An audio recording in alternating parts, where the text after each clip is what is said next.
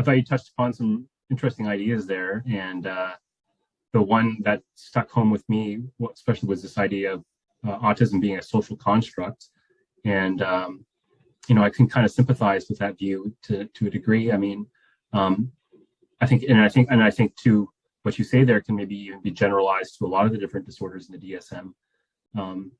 To neatly, it almost seems like in some senses, I find the DSM kind of tries to neatly pigeonhole people into certain categories.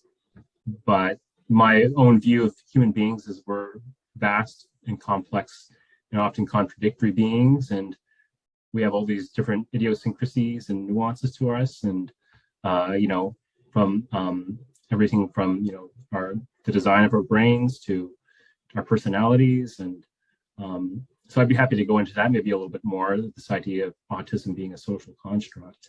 I think, like, my own view, when I try to make sense of that from a philosophical perspective, I kind of think of how we will formulate constructs because they're useful explanatory fictions, right? We often do that to for predictive purposes. We're trying to predict behavior.